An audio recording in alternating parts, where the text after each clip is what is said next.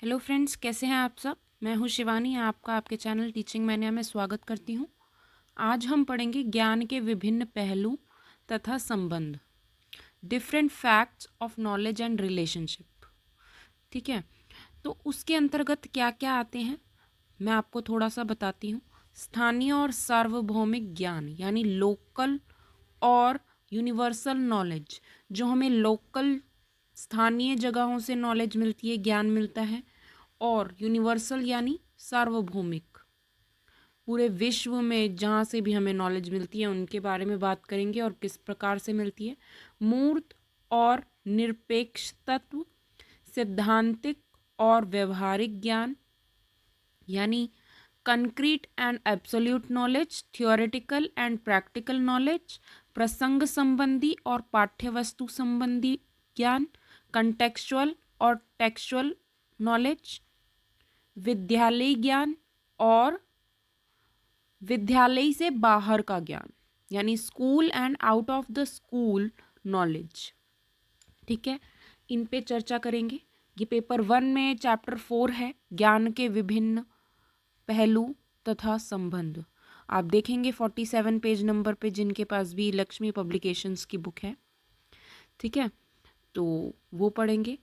ये थोड़ा बहुत इजी है, बट पूछ लेता है, डिफरेंस बिटवीन पूछ लेगा, या फिर आपको पूछ लेगा ये कौन सा तत्व है ज्ञान का कौन सा तत्व है। इससे रिलेटेड मैं एमसीक्यूज भी दे दूंगी आपको। इसमें बस कुछ नहीं है, एक सिचुएशन दे देगा आपको कि ये बालक है और बालक ऐसा करता है, तो कौन सा तत्व होगा ज्ञान का। तो आपको बताना होगा, ऑप्शन में आएगा स्थानीय ज्ञान, सार्वभौमिक ज्ञान। तो उसके लिए हमें क्या होना चाहिए, यह पता होना चाहिए कि स्थानीय ज्ञान क्या है, सार्वभौमिक ज्ञान क्या है, मूर्त और निरपेक्ष। अगर हमें यही नहीं पता होगा तो हम ऑप्शंस पे टिक कैसे लगा पाएंगे, कैसे चूज पर कर पाएंगे कि ये सिचुएशन जो है मूर्त है या निरपेक्ष है, सिद्धांतिक है या व्यवहारिक है, प्रसंग संबंधी है या पाठ्यवस्तु वस्तु संबंधित ज्ञान है। ठीक है, या विद्यालय ज्ञान है या फिर विद्यालय से बाहर का ज्ञान है। तो ये जानने के लिए आइए हम शुरू करते हैं ये वीडियो। यदि आपने अभी तक मेरे चैनल को सब्सक्राइब नहीं किया है तो सब्सक्राइब कर लें, साथ में दिए गए बेल आइकन को प्रेस कीजिए, जिससे आने वाली सभी वीडियोस की नोटिफिकेशन आपको मिल पाए। सबसे पहले हम बात करेंगे स्थानीय और सार्वभौमिक ज्ञान की। स्थानीय ज्ञान क्या होता है? स्थानीय ज्ञान है जब बच्चा प्रथम ज्ञान स्थानीय रूप से ही प्राप्त करता है। ठीक है, स्थानीय मतलब अपने आसपास के, लोकल से, अपने समाज से, संस्कृति से संबंधित या फिर विशिष्ट क्षेत्र से संबंधित जो ज्ञान होता है वो स्थानीय नॉलेज होती है, स्थानीय ज्ञान होता है। ज्ञान के संदर्भ में स्थानीय और सार्वभौमिकता विशिष्ट रूप से संबंधित होती हैं। स्थानीय ज्ञान वो ज्ञान होता है जो विशिष्ट क्षेत्र, समाज, संस्कृति से संबंधित होता है। और ये पूछ लेगा कि प्रथम ज्ञान, बच्चे का जो प्रथम ज्ञान है किससे सीखता है। तो ऑप्शन दे देगा स्थानीय ज्ञान, सार्वभौमिक ज्ञान, मूर्त ज्ञान, निरपेक्ष तत्व, सैद्धांतिक तत्व, ऐसे 4 ऑप्शन दे देगा। तो सबसे सर्वप्रथम ज्ञान किससे सीखता है वो? स्थानीय ज्ञान से। अपने जब बच्चा पैदा होता है तो अपने स्थानीय, एकदम से स्कूल जाना स्टार्ट नहीं कर देता। ठीक है, वो अपने आसपास के वातावरण से, अपने क्षेत्र से, पड़ोसियों से, माता पिता से सीखता है ज्ञान। ठीक है, तो सबसे सर्वप्रथम ज्ञान कौन सा होता है? स्थानीय ज्ञान। फिर वैसे ही आता है सार्वभौमिक ज्ञान। सार्वभौमिक ज्ञान क्या है? अब आप इतना सारा पढ़ते, इससे तो अच्छा है ना कि आप ये वीडियो देख ली और आपको पता चल गया कि स्थानीय ज्ञान क्या है। बस एक नॉलेज होना चाहिए आपको कि स्थानीय ज्ञान क्या है। ठीक है, आपको पूरा पढ़ने की ज़रूरत नहीं है। फिर आता है सार्वभौमिक ज्ञान। सार्वभौमिक ज्ञान क्या है? यूनिवर्सल नॉलेज है।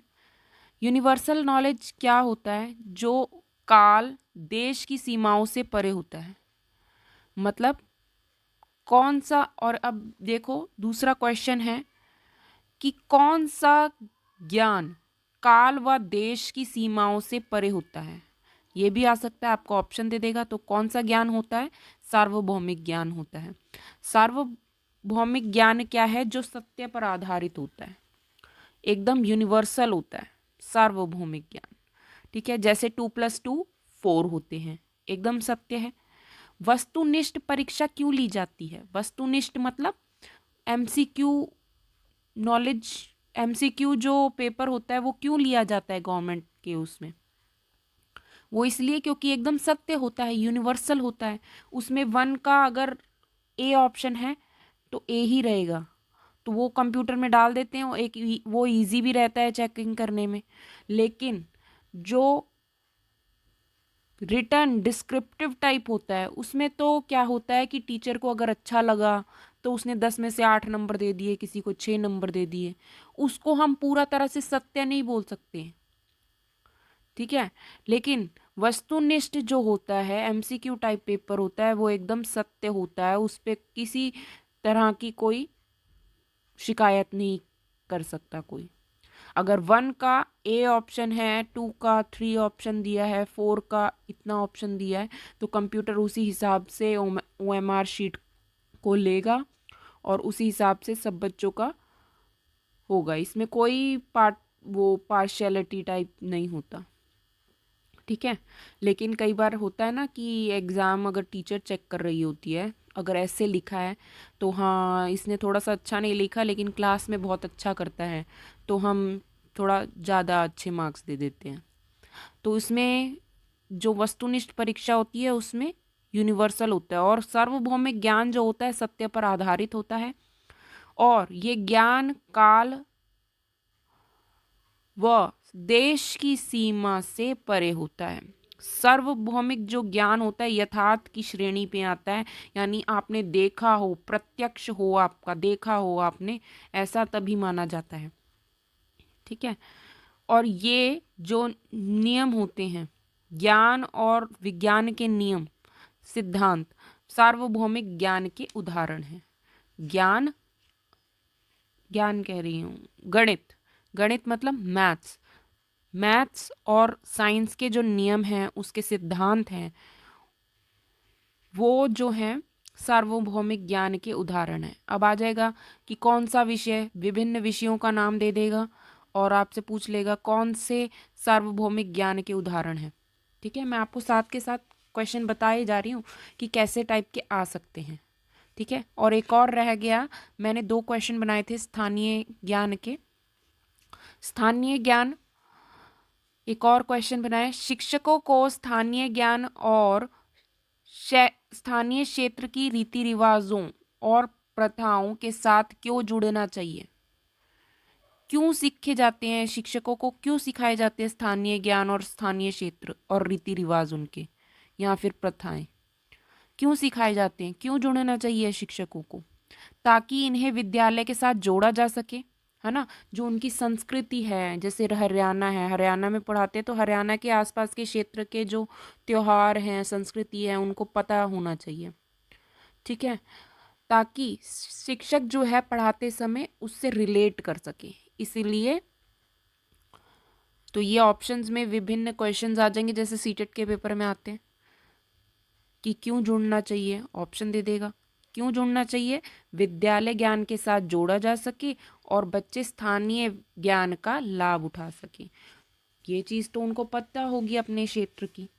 ठीक है, तो उसके साथ वो रिलेट कर सकेंगे और पता लगा सकेंगे ये अच्छा है, गलत है, या फिर ऐसा होना चाहिए, ऐसा नहीं, ऐसे होता है।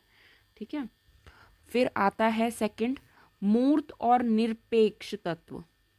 मूर्त और निरपेक्ष तत्व यानी कंक्रीट एंड एब्सोल्यूट नॉलेज, ये क्या होता है? देखो, बालक जैसे जैसे बड़ा होता है उसमें मूर्त और सूक्ष्म बातों को समझने की शक्ति का विकास होता है। ठीक है, जैसे जो बच्चों द्वारा स्थूल वस्तुओं को देखकर प्राप्त किया जा सकता है, जैसे अब कोई बच्चा चीज़ देखता है, समझ लो कि एक बैग की चेन है, उसको बंद करना और खोलना देखता है किसी को कि ऐसे बंद होती है, ऐसे खुलती है, तो वो मूर्त हो गया, उसने देखा है वैसा, तो वो देख कर सीखता है, जब देख कर ज्ञान होता है उसको। ठीक है, किसी भी बात का, चाहे वह कोई भी बात हो, गाली देना, जैसे कोई सामने गाली देता है उसको, तो वो भी मूर्त ज्ञान होगा। वो गाली देखी उसने उसने दी किसी बच्चे ने, तो वो भी देने लग गया, तो उसको क्या हुआ, मूर्त ज्ञान हुआ। ठीक है, अमूर्त ज्ञान होता है, संप्रत्यों पर आधारित होता है। संप्रत्य मतलब कॉन्सेप्ट। इस ज्ञान में वास्तविक पदार्थ, घटनाएं आधार नहीं होती। ठीक है, इसमें देखना और ना देखना आधार नहीं होता। जैसे छोटी आयु का बालक सूक्ष्म बातों से नहीं समझ सकता, दो या दो चार होते हैं। अब देखा है ना कि हम जब बच्चा बच्चा थोड़ा बड़ा होता है तो उसको ब्लॉग्स ला के देखते हैं हम, उस पे लिखा होता है अ से अनार, आ से आम, बड़ी, और पिक्चर्स भी बनी होती हैं अलग अलग तरह की, और उसको सिखाते हैं हम, ए फॉर एप्पल, या फिर एप्पल देते हैं तो बोलते हैं A for apple, B for ball, है ना। तो अमूर्त ज्ञान जो होता है संप्रत्यों पर आधारित होता है, इसमें वास्तविक देखी हुई चीज़ें या घटनाएं ज़रूरी नहीं होती हैं। ठीक है, बच्चा इन बातों से नहीं समझता, सूक्ष्म बातों से, देखी हुई बातों से, कि भाई दो या दो चार होते हैं। उनको क्या कराना पड़ता है, जैसे चीज़ें दे दी, बोलो टू, मैंने आपको टॉफ़ीज़ दे दी, और दो और मैंने आपको टू और टॉफ़ीज़ दे दी, आपके पास कितनी हुई, तो बच्चा ऑटोमेटिकली बोलेगा गिनकर चार हो गई, अगर उसको गिनती आएगी तो। ठीक है, तो ये चीज़ होती है। फिर उसके बाद है, इसलिए यह आवश्यक है कि छोटे बालकों को पढ़ाते समय प्रारंभ में केवल स्थूल वस्तुओं का प्रयोग किया जाए, उनकी सहायता से सूक्ष्म बातों का ज्ञान कराया जाए। और स्पेंसर का कथन भी है। अब कोई भी कथन देकर आपको पूछ लेंगे कि ये किसका कथन है, तो ये कथन जो है स्पेंसर का है, आप ध्यान से सुन ले।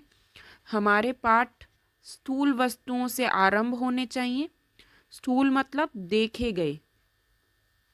ठीक है, जैसे कहा भी गया है स्कूल में बहुत सारे चार्ट्स होने चाहिए जिससे देख करके बच्चा आसानी से सीख सके।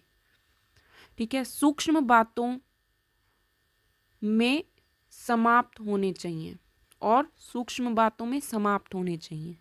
ठीक है, जैसे आगमन विधि है, तर्क बुद्धि पढ़ाते हुए मैंने आपको पढ़ाया था आगमन विधि। आगमन विधि क्या है, पहले उदाहरण दीजिए, दिखाइए बच्चों को पिक्चर्स वगैरह, उनको वही करवाइए सूक्ष्म। तो इसीलिए कहा गया है स्पेंसर ने, जो हमारी शिक्षा है वो प्रारंभ कब से होनी, कैसे होनी चाहिए, स्थूल वस्तुओं से, उनको दिखा करके, एक्टिविटीज़ करा करके उनको समझाना चाहिए। तो आपको समझ आ गया होगा मूर्त और निरपेक्ष तत्व ज्ञान क्या है।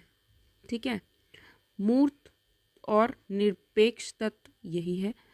मूर्त अमूर्त भी बोल सकते हैं इनको। ठीक है, तो ये हो गया। अब नेक्स्ट है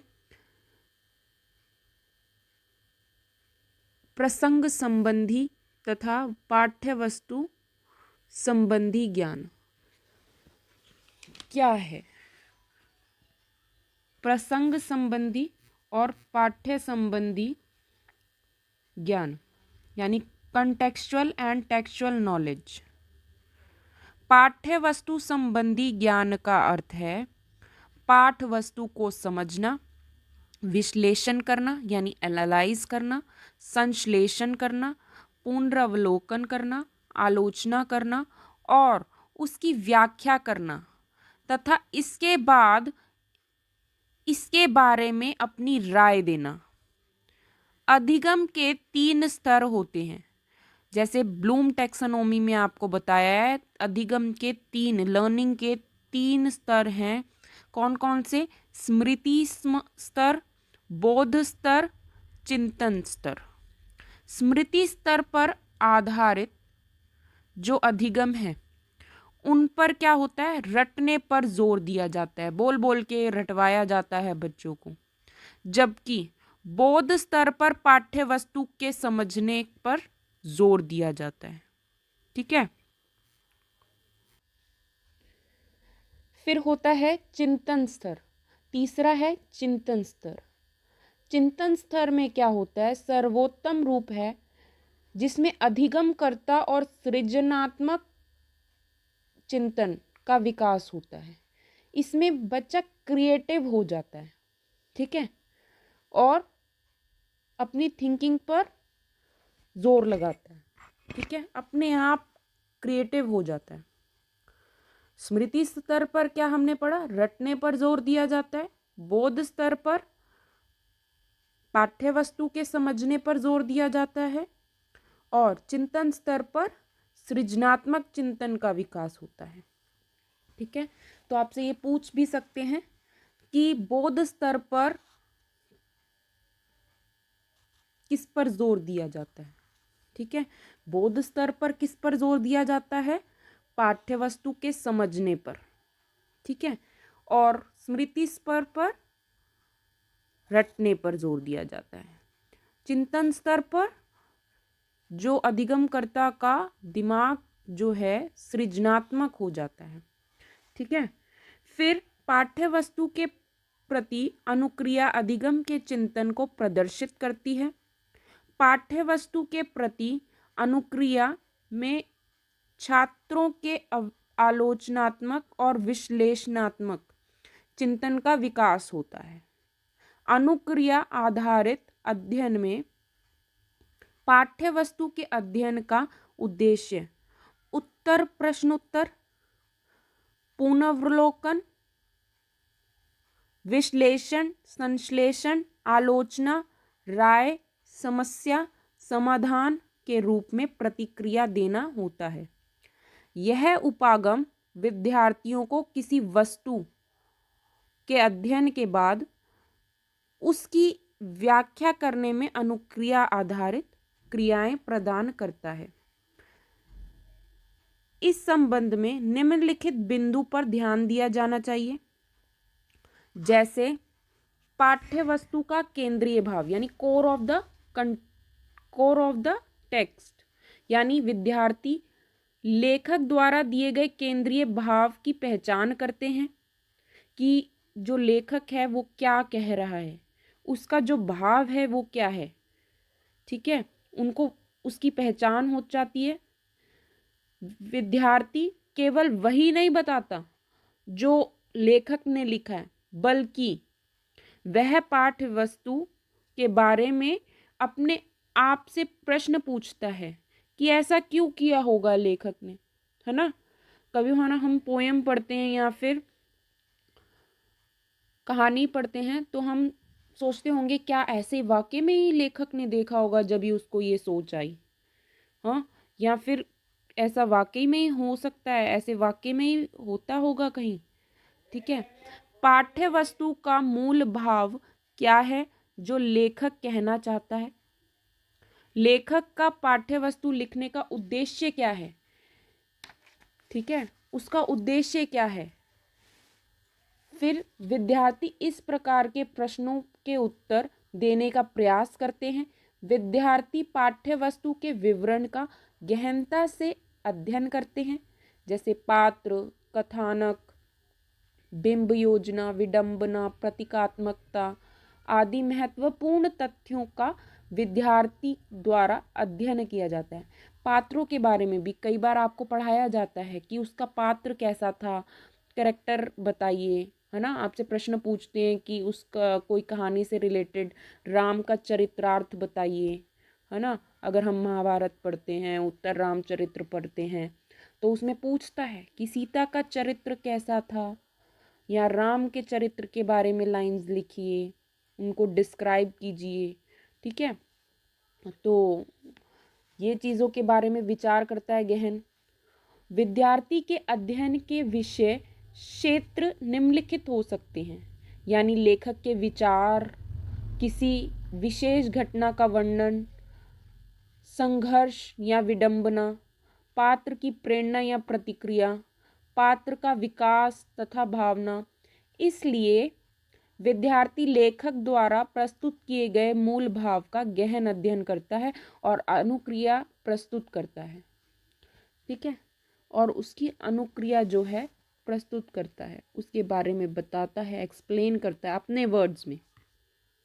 ठीक है, जो लेखक ने कहा है वही नहीं, अपने वर्ड्स में भी वो एक्सप्लेन करता है। ठीक है, कई बार हम देखते हैं जो पहले होता था ऐसे कि यदि मैम जो होमवर्क देती थी कि ये प्रश्न उत्तर अब मैंने चैप्टर पढ़ा दिया है और ये चैप्टर के क्वेश्चन आंसर्स करके आना, तो वो जो छोटी छोटी गाइड्स नहीं आती थी वो खरीद लेते थे बच्चे और उसमें से लिख कर क्वेश्चन चले जाते थे और अगले दिन मैम सुनती थी तो वही बता देते थे। तो वो चीज़ है, लेकिन तब मैम को भी पता चलने लग गया कि सबके आंसर जो हैं सेम हो रहे हैं, ये कैसे हो रहे हैं, सबने गाइड ली हुई है। तो फिर वो कहती थी कि अपने आप से लिखने हैं, मैं ये स्वीकार नहीं करूँगी क्वेश्चन अपनी लैंग्वेज में लिखने, क्योंकि लैंग्वेज में बहुत फ़र्क आता है। जब हम देख कर लिखते हैं बुक में से और खुद लिखते हैं तो लैंग्वेज में जो है वो बहुत फ़र्क आता है, तो उससे पता चल जाता है और एक व्यक्तिगत लगाव हो जाता है, जिसे पर्सनल कनेक्शन कहते हैं। यहाँ पर विद्यार्थी लेखक के विचार तथा अनुभव में लगाव व्यक्त करता है।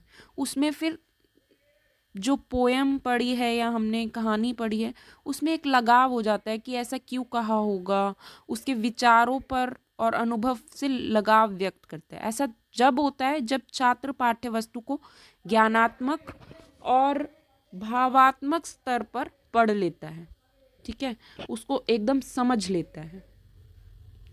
फिर अगला है पाठ्य वस्तु से आगे बढ़ना, यानी रीडिंग बियॉन्ड द टेक्स्ट। उसको और भी गहन अध्ययन करना, मतलब कि अलग अलग बुक्स में जाकर खोजना कि ऐसा हुआ है, ऐसा हुआ है। अंत में विद्यार्थियों को पाठ्य वस्तु से आगे विषयों का सामान्यीकरण करने के लिए कहा जाता है। इस स्तर पर विद्यार्थी को विषय वस्तु वैश्विक स्तर पर प्रस्तुत करने के लिए कहा जाता है। लेखक के विचार आज संस्कार पर क्यों प्रभाव डालते हैं। ठीक है, क्या पाठ्य वस्तु में दिखाए गए मुद्दे महत्वपूर्ण हैं या नहीं, हैं तो क्यों, मुद्दे किस तरह से महत्वपूर्ण हैं, कौन सी चीज़ विषय को विश्वव्यापी बनाती है, लेखक के किस विचार मानव जीवन पर क्या प्रभाव डालते हैं। ठीक है, ये सब बातें जो विद्यार्थी है सोचता है और फिर उसके बाद है अपने रिस्पॉन्स जो है वो शेयर करता है, अनुक्रियाओं को बांटता है। प्रसंग के प्रति अनुक्रिया में अनुक्रियाओं के बांटने भी महत्वपूर्ण भूमिका होती है। जब किसी भी संदर्भ में अनेक अनुक्रियाएं सामने आती हैं तो उन अनुक्रिया को आपस में बांटने से ठोस निष्कर्ष सामने आता है। ज्ञान और शिक्षा बांटने से बढ़ती है, इसलिए अनुभवों को बांटने के बाद एक अच्छी राय का निर्माण होता है। इससे पाठ्यवस्तु के समझ का विस्तार होता है। जैसे हमारे जो टीचर्स हैं वो हमें अपना एक्सपीरियंस बताते हैं और हम उनको उन तरह से अगर पढ़ते हैं, उन पर चलते हैं तो हमें एक फ़ायदा होता है, एक अच्छी राय का निर्माण होता है। ठीक है, अनुभवों को बांटने के बाद एक अच्छी राय का निर्माण होता है, जैसे कि कहा गया है यहाँ पर। ठीक है, तो अपने अनुभव जो भी हैं वो अपने सहपाठियों के साथ और ज़रूर बांटने चाहिए। ये नहीं आज, लेकिन आज के जो व्यक्ति हैं, आज के जो लोग हैं वो ये सोचते हैं कि अगर मैं अपने व्यूज़ जो हैं, अपने एक्सपीरियंस जो हैं वो किसी के साथ बांटूंगा तो कहीं वो मुझसे अच्छा ना निकल आए, इसीलिए वो अपने एक्सपीरियंस को शेयर नहीं करते। ऐसा देखा जाता है और ऐसा है। 90% जो है अभी भी देखो, कई ऐसे हैं मेरे फ्रेंड्स, मैंने कहा मेरे चैनल को सब्सक्राइब कर देना, ठीक है। अब सब्सक्राइब करने में कोई पैसे नहीं लगते हैं, बट उनको ये पता है अगर सब्सक्राइब कर दूंगा तो अगर इसके सब्सक्राइब बढ़ गए तो कहीं इसको फ़ायदा ना हो जाए, ठीक है। तो आधे से ज़्यादा ऐसे लोग हैं जो मेरी वीडियोस देखते हैं अपने फ़ायदे के लिए, लेकिन सब्सक्राइब नहीं किया हुआ। क्यों? कहीं इसको फ़ायदा ना हो जाए। मैं भी तो अपने व्यूज़ शेयर कर रही हूँ ना, एक्सपीरियंस शेयर कर रही हूँ। मैंने पढ़ा हुआ है तो मैं शेयर कर रही हूँ, वीडियोस बना रही हूँ। मुझे पता है मैंने ज़्यादा से ज़्यादा इसमें अपना टाइम स्पेंड किया हुआ है, इसीलिए मैं आपके साथ सबके साथ शेयर कर रही हूँ, है ना। तो प्लीज़ मेरे चैनल को अगर आपको सही लगे तो करना, नहीं तो कोई बात नहीं, ठीक है। देन उसके बाद है विद्यालय ज्ञान और विद्यालय से बाहर का ज्ञान। विद्यालय ज्ञान क्या है?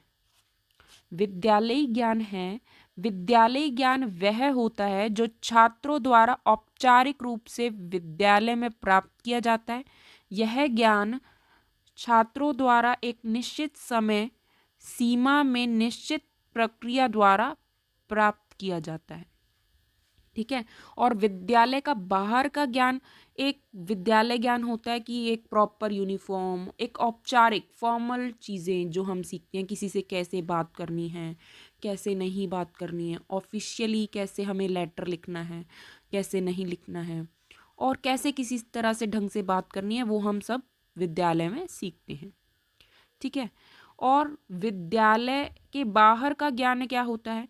जो विद्यालय की परिधि से बाहर छात्रों द्वारा प्राप्त किया जाता है, जैसे दूरस्थ शिक्षा यानी डिस्टेंस एजुकेशन, मुक्त विद्यालय ओपन स्कूल, और विश्वविद्यालय यानी यूनिवर्सिटीज द्वारा प्रदत्त ज्ञान, साथी समूह यानी ग्रुप डिस्कशन और ग्रुप टीचिंग द्वारा ज्ञान जो प्राप्त किया जाता है, परिवार, समाज और समुदाय द्वारा प्राप्त किया जाता है, उसको विद्यालय के बाहर का जो मुक्त शिक्षा होती है उसको विद्यालय के बाहर का ज्ञान बोलते हैं, जिसमें आपको कोई रोक टोक नहीं होती। स्कूल में तो आपको टीचर जो है वो प्रॉपर कॉपीज़ वगैरह बनवाता है और आपका काम चेक होता है, आपको प्रॉपर होमवर्क मिलता है, लेकिन एक तरह से औपचारिकता हो गई। लेकिन विद्यालय से बाहर का ज्ञान क्या होता है? आप जाइए इंस्टीट्यूट में या ना जाइए, आपको कोई रोक टोक नहीं है। आप कॉलेज जाइए, नहीं जाइए, आपको कोई रोकेगा नहीं, टोकेगा नहीं, बट वो आपकी रिस्पॉन्सिबिलिटी है कि आप ज्ञान लेंगे या नहीं, वो आप पे निर्भर है, ठीक है। लेकिन जो विद्यालय ज्ञान होता है वो आपको दिया जाता है, क्योंकि इतना हमें आना चाहिए, ठीक है। तो आज का वीडियो इतना ही। Thanks for watching video. I hope ये वीडियो आपको बहुत यूज़फुल लगा होगा। प्लीज़ मेरे चैनल को सब्सक्राइब कीजिए, लाइक कीजिए, शेयर कीजिए अपने फ्रेंड्स के साथ, सेल्फिश मत बनिए, कमेंट कीजिए ज़रूर। Thanks for watching.